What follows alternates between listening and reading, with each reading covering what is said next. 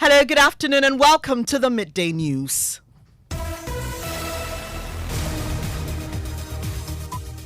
The news is live on Joy 99.7 in Accra, Love 99.5 in Kumasi. Affiliates across Ghana's 16 regions, including Jubilee Radio Keta, Sun City Radio Keta, Saboba FM Saboba, and A1 Radio Bolgatanga. We are live on Twitter Spaces, Facebook live stream, and my Joy Online interactive app. The Midday News is sponsored by Duraplast Ghana Limited, producers of quality PVC and HDPE pipes and water tank. Where Duraplast goes, water flows. Also brought to you by Petrosol, your clean fuel in full quantity. Petrosol, always a delightful experience. Coming up, NPP flag bearer aspirant Dr. Owusu Akoto alleges a grant scheme by government denying payments to contractors perceived to be supporting others rather than the establishment's candidate in the party's Congress. Those contractors who are not seen to be for this candidate, they are not paid. They are, when they've completed their jobs, they're being punished for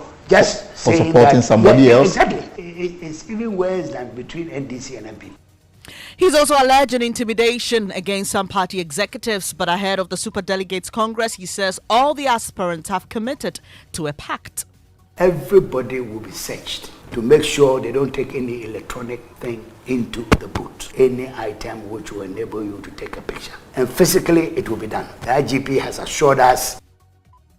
There's more on your election headquarters. Also, opposition NDC demands the abolishment of 10% tax on bet winnings as it threatens to picket the finance ministry and occupy other government offices across the country if government fails to comply. Details as the GRA justifies the introduction of the tax. But this I think is a good tax because it's actually coming to replace an existing VAT that was already originally charged on the stake by the players. Also, 2 policemen in New Ebirim in the Eastern region accused of killing a 17-year-old Washington Bay attendant after allegedly assaulting him. We'll hear from family members who insist they will not rest until justice is served. In sports, Board Chairman of Accra Hearts confirms plans to build a 25,000 capacity stadium. And growing opposition to a possible deployment of Ghana's military to restore constitutional rule in Niger as the Christian Council becomes the latest group to kick against the idea. Christians or followers of Christ generally are pacifists. We will do everything to be non-violent. So going to any kind of war should be the very, very last resort. More as the group urges dialogue. We have details also as the minority in parliament insists a military intervention in Niger is unwarranted, advocating for a diplomatic resolution. There's details of these and more here on the Midday News. Thanks for choosing us. Joy News, independent, fearless and credible.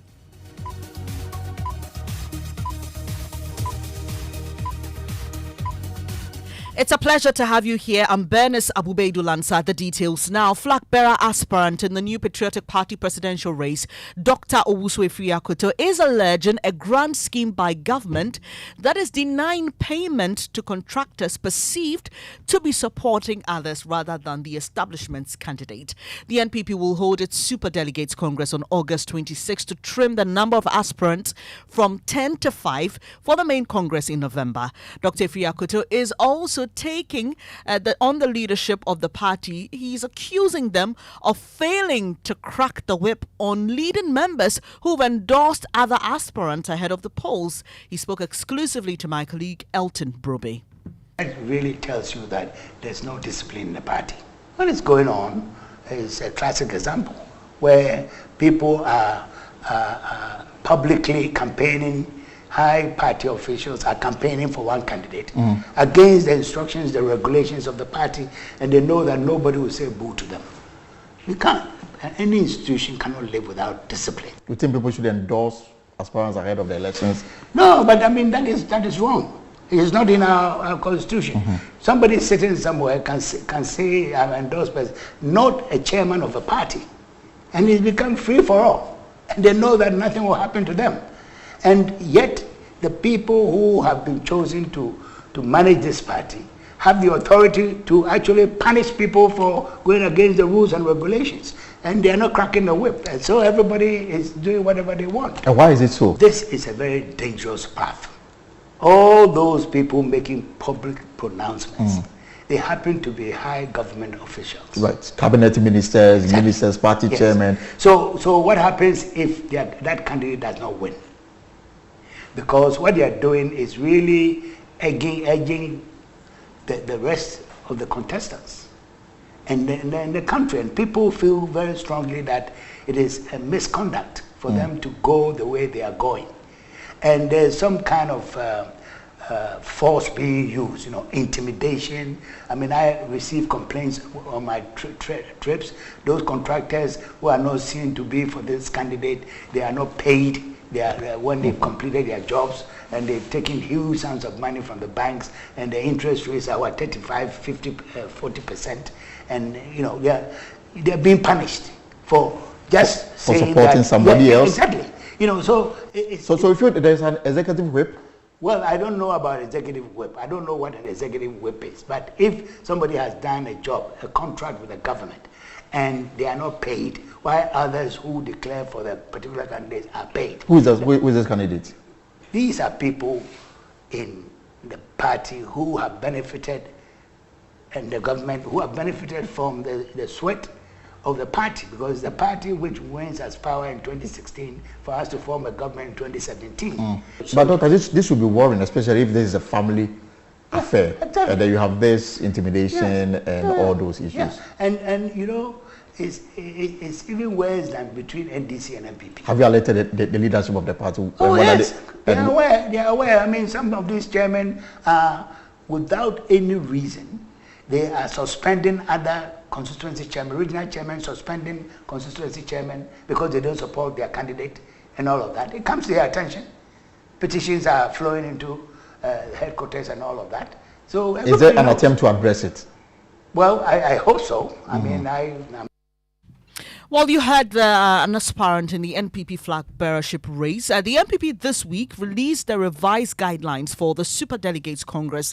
Among others, the party has barred ministers, MPs and government appointees from acting as polling agents during the Congress. Dr. Efria Koto again, this time he says no one will be allowed to carry any electronic device to the booth during voting. We proposed, the Electoral Commission accepted, the IGP has accepted. There's one introduction that you failed to give. That is, everybody will be searched to make sure they don't take any electronic thing into the booth. Okay. So they will do what they use the laser Scanners. Okay. Scanners, like you're going to go onto an aircraft at the airport, the way they scan you. The same thing is going to happen to each of the 916 to make sure that you are not carrying any item which will enable you to take a picture. And physically, it will be done. The IGP has assured us that his top policemen will be distributed across the country. They will be in charge at each of the booths. He has assured us that, so that local connections between local party people and local police and so on will not work. So what we couldn't achieve by saying that we should all come to one place to vote so that everybody will see it, we have achieved through these new measures that we are taking. And that is reassuring the party across the country. And you are confident that this is on the paper. In terms of implementation, you have absolute faith in the... But we have agents. Yes, to implement everything according to what is on the We guide. have 2 agents at each polling station. So if you want to break it, the police are there. The Electoral Commission return officer is sitting there. So you come and break it and say you are taking your phone into, regardless of your taking your phone into the booth.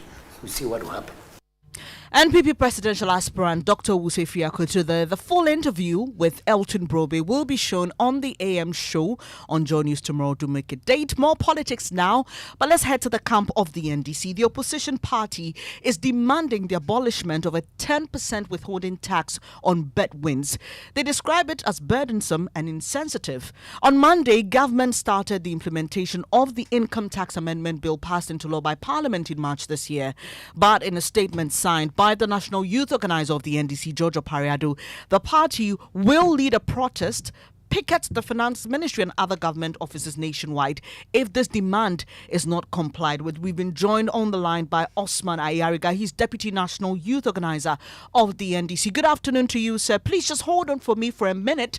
My colleague Kweku Asante has a copy of your statement first. We'll get details of that, then we speak. Kweku, what are the details? The party says that in the face of the unjust 10% taxation on bet wins, we, the young people of Ghana and the NDC youth, declare a resolute series of actions to resist this burdensome and insensitive policy. Among other things, they say they intend to picket the finance ministry and occupy government offices across the country and start and scale up a nationwide conventional lawful agitation as a measure of the resistance. Kweku Asante there with details of the party statement. Thank you for holding on, Mr. Ayariga. Now, government says this will bring in significant revenue. We all appreciate the times we're in. Why are you opposed to this? Good afternoon to you and good afternoon to your cherished listeners. First and foremost, we need to appreciate the fact that government finds itself in this current mess as a result of its own mismanagement and its reckless spending, of which we have continuously warned government before, and will continue to warn government to stop this unnecessary spending, stealing, and corruption.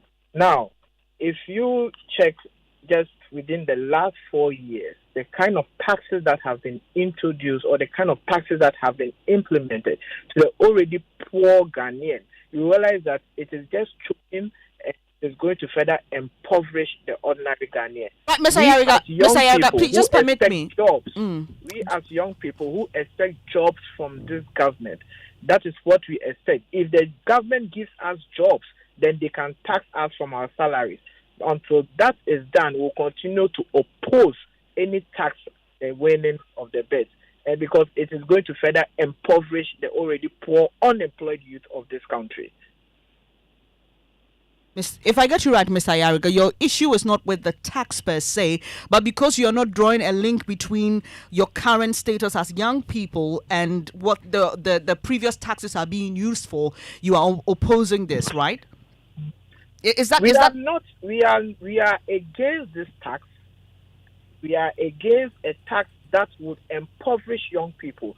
And we are also against a tax that at the end of the day, young people do not see a direct link between the tax and the development. We are against a tax that will end up in the pockets of government officials. We are against a tax that will end up in the bedrooms of public officials. That is what we are fighting. If this government is able to just cut corruption, stealing, and wastage, they will not have to tax young people. Right. And that is our hue and cry. I appreciate your time this afternoon. That's Osman Ayariga. He's Deputy National Youth Organizer of the NDC. There's more on this online. Get onto myjoyonline.com. You see a piece by Raymond Akwa examining Ghana's betting tax, a critical evaluation in a global context. Meanwhile, the GRA is justifying the introduction of this tax. It explains that withholding tax will be charged on profits accrued after each win, and the existing 15% value-added tax rate on each stake will no longer be applied. Thomas Agoso is project manager at GRA. But this I think is a good tax because it's actually coming to replace an existing VAT that was already originally charged on the stake by the players. This is a reduced rate, and it's a tax on the win. You're only paying this when you win compared to being charged a VAT. So what I'm saying is that there was a VAT that the government had replaced with withholding tax because of some practical challenges in the implementation of VAT in the gaming sector. Thomas Agoso is project manager at the GRA. You're listening to the Midday News. Away from that story, a 17-year-old Washington Bay attendant has died allegedly from injuries sustained from beatings by policemen in Mamaso, a community in the New Ebrim district of the Eastern region. According to his family, Samuel Boateng was rushed to the hospital days after the assault, vomiting blood. The family claims the deceased told his sister that two policemen assaulted him when he refused to wash their vehicle because they don't usually pay for it. Before we hear from his family members who insist the police must be dealt with, here is a co-worker narrating what he witnessed. Police for nearby no, na me work ano, ano kusi buy. I was the one assigned to watch the police car when they came. Kwesi came over to help me, so he picked up the water hose to wash the carpet, and some of the water splashed on the police officer. He got upset, complaining to my master, so my master was apologizing on his behalf, but he kicked Kwesi and he fell on the ground. This is what I saw.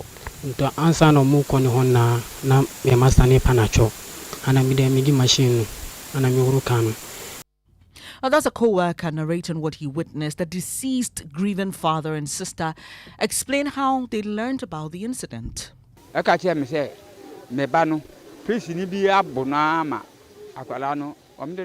was told that a policeman assaulted my son, who later died from his injuries. The police has to produce the officer who committed that crime. Whatever I will do to get justice for my son, I will do it. I will hold them and their families before the devil.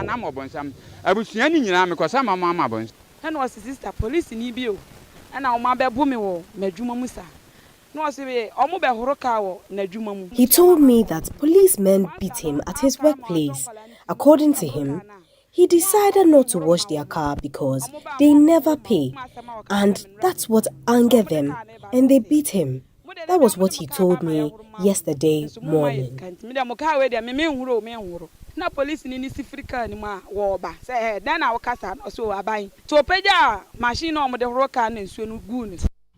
Let's now hear from an uncle of the deceased, Nana Kolo, who says getting the police to investigate this matter has been difficult. We are here to see the police commander again. He said we have to send the body to police hospital for post-mortem and etc. And I questioned the police officer. One thing that I know for sure is something happened in the area and names were mentioned. The police go for everyone that their names have been mentioned. But as of now, you have not called your guys. And even the washing base owner, you have not questioned him, you have not arrested. I made official complaint to arrest that guy, including those who work under him. Nothing has been done. So that's Nana Kolo, an uncle of the deceased. We here at Joy News have been trying to reach the police for a comment on the matter, but we've not been able to get any info as of now. We would give you all the details when the police is willing to communicate with us. In another incident in Jakobu in the Ashanti region, the police is alleged to have shot and killed two suspects attempting to escape lawful custody. The two were being held for unlawful possession of weapons, but families of the deceased have refuted these claims, and they that the suspects attempted to break jail. Nana Aljima has more in the following report. Police, acting on intelligence, arrested two, Ajman and Amwate, for their alleged involvement in armed robbery. According to the police, 3 unspent cartridges were found on one of the suspects, Amwate, after a thorough search. 3 guns were subsequently retrieved from the suspects, together with boxes of unspent cartridges. Sources within the police allege the 2 suspects who had joined the police team for a search of their rooms attempted to escape, forcing the police to shoot them. The family of one of the suspects, Amwate, has dispelled the story of the police, insisting the 2 were deliberately killed. Abu Rega, his brother.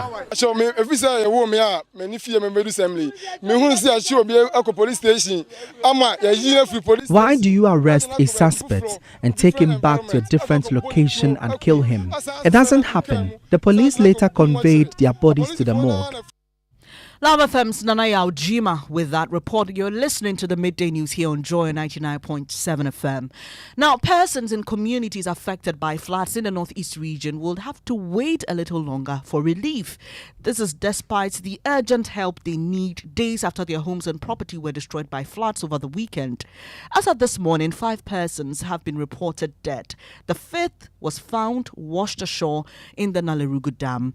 Earlier, NADMO coordinator in the region, Kweku Al-Hassan, confirmed that more dead bodies have been found. Some victims have also told Joy News, or survivors rather, have told Joy News they are struggling to live following the devastation. One of them says he is being accommodated in a primary school near Yakazia community. What you see us wearing is all that is left. We had to carry on children on trees to escape the floods. My daughter had a new baby. Both of them were saved by the tree. We have lost our houses, cooking utensils, and everything. Meanwhile, the regional minister, Yidana Zakaria, who is leading efforts to get help for these persons, says he's distraught by the level of destruction. It's quite a disturbing situation. It's the more reason why we have stayed longer in this community, trying to see if we can find an alternative place for the victims, the flood victims, to move in so that they can free space for the school to continue tomorrow. Again, as you observed, many farms have been washed away. This you saw. And I'm telling you, the dry season, there will be hunger. That is a worrying situation. That's Northeast Regional Minister Yidana Zakaria. Let's now get on the ground, speak to our correspondent Ilyasu Tanko. He's with the team traveling to Tripoli for assessment. Ilyasu, has the team been able to reach some of the hitherto inaccessible areas? Yes, the NADMO is actually collaborating with their local volunteers in places where they are not able to access for now. And according to them, they are receiving information and know or have an idea what is happening in these cut-off communities. Like you said, the regional minister is currently a team lead in the Northeast.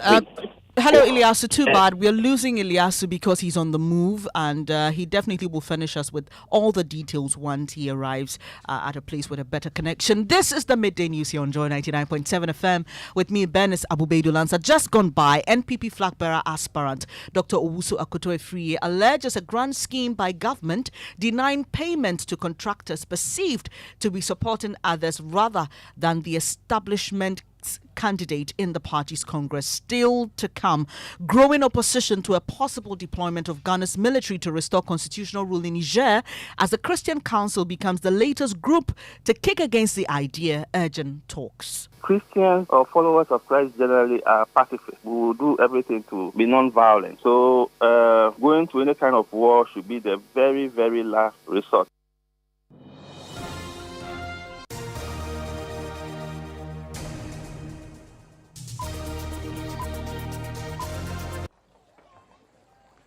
Imagine say water wake up at dawn. E no buff, e no chop. When it vanish for your area for 2 weeks, you no get one drop safe inside your tank. Hey. Hajia, our life was in dangerous. Only our neighbor gets water with water tank. Water tank? Yes, water tank. Mamma mia, that water tank gets meter for checking water level. That water tank be fine past Kumasi Selendion. That water tank be tough like Ghana Army. That water tank, they carry water pepe, so say some no go left inside the supply tank. What a tank! As my boss, Mr. Poncho, go talk. Beautiful, durable, with water level indicator and accurate volume of water. Water tank. What a tank! By Duraplast.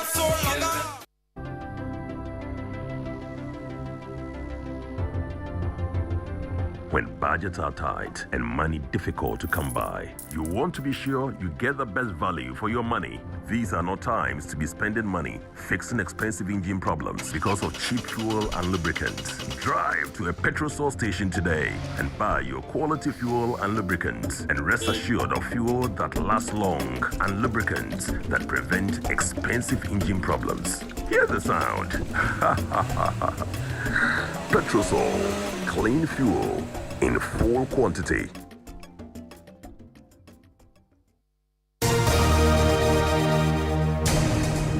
Thanks for staying on the Midday News, brought to you by Petrosol and Duraplast Ghana Limited. Up next is sport, and Daniel has the latest. Hello, Daniel. Hi, Bernice. Let's go straight into the stories. And board chairman of Accra Hearts of Oak, Togbe Afede the 14th, has confirmed the club's plans to construct a 25,000 capacity stadium. The Phobians are fast making progress in developing their own infrastructure and are close to completing the Pobiman complex, which has player hostels and training facilities included. According to the board chairman, constructing a stadium is the next target. After the Pobiman is done, the only thing we don't have or will not have is a big stadium. CAF requires minimum 25,000 capacity stadium. So that is After all this, that is the next thing we have to do. I can assure you that the board, as visionary and future-oriented as it is, has already started looking for land for that stadium.